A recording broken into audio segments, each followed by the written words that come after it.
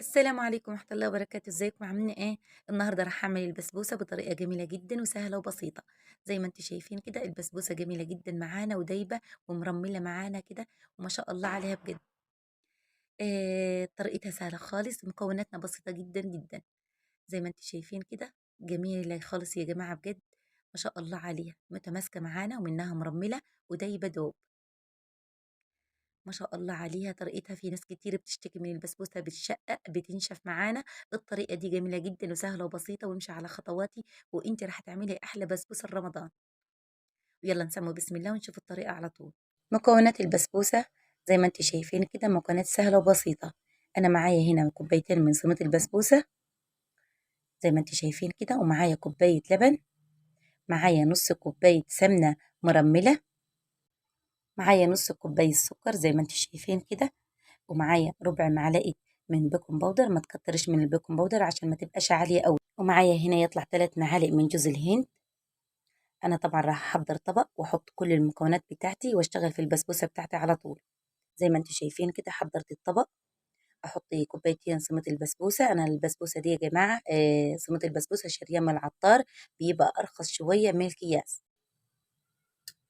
احط معايا نص كوباية السكر زي ما انتم شايفين كده، واحط ربع معلقة من بيكنج باودر،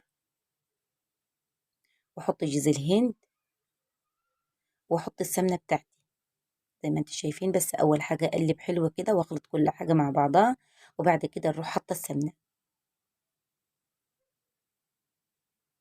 البسبوسه جميله جدا يا جماعه، ما شاء الله عليها، راح تعجبكم لو مشيت على طريقتي هتعملي احلى بسبوسه. انا طبعا السمنه الجميله ديت حاطه لها معلقه سمنه بلدي، بتبقى ريحتها جميله جدا في البسبوسه. وزي ما انتم شايفين كده حطينا كل المكونات بتاعت البسبوسه.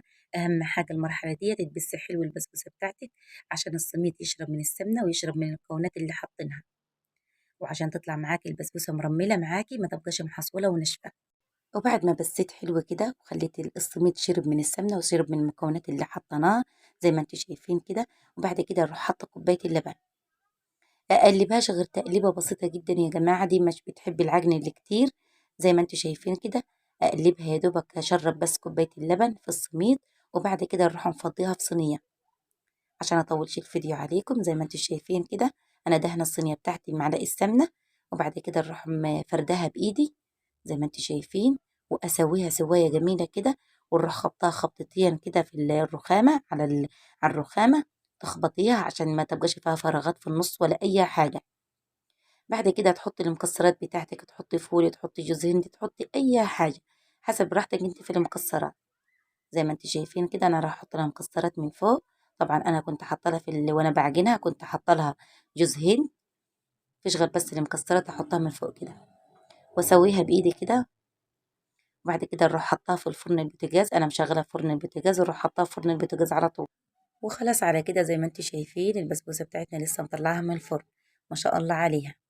طبعا السيرب ده عشان اطولش الفيديو عليكم، انا عملت السيرب بتاع البسبوسه 3 كوبايات من السكر و3 كوبايات من الميه ونص ليمونه، وهو سخن يا جماعة الشربات بتاع البسبوسة، والبسبوسة سخنة عشان تطلع معاكي مرملة وناعمة جدا. طبعا أنا راح أغطيها بغطا تشرب الشربات بتاعها خالص. وخلصنا البسبوسة بتاعتنا جاهزة للتقديمات. زي ما انتم شايفين شرب السيرب بتاعها وناجحة معانا وطرية، ما شاء الله عليها بجد. حبيت ان انا اقطعها قدامكم ووريها لكم، شكلها جميل جدا يا جماعة بجد، يعني منها متماسكة بس هي مرملة وناعمة وجميلة جدا. القطعة بقطعتها زي ما انتم شايفين كده ودايبة وشاربة الشربات بتاعها. البسبوسة الناجحة يا جماعة من البسبوسة شربت الشربات اللي بتحطوه لها، تشرب الشربات تلاقيها ناجحة 100%. بجد خدش معايا 5 دقايق وأنا عملت أحلى بسبوسة. ويا رب يكون عجبكم الصنف بتاعنا وعجبتكم البسبوسة اللي أنا عملتها.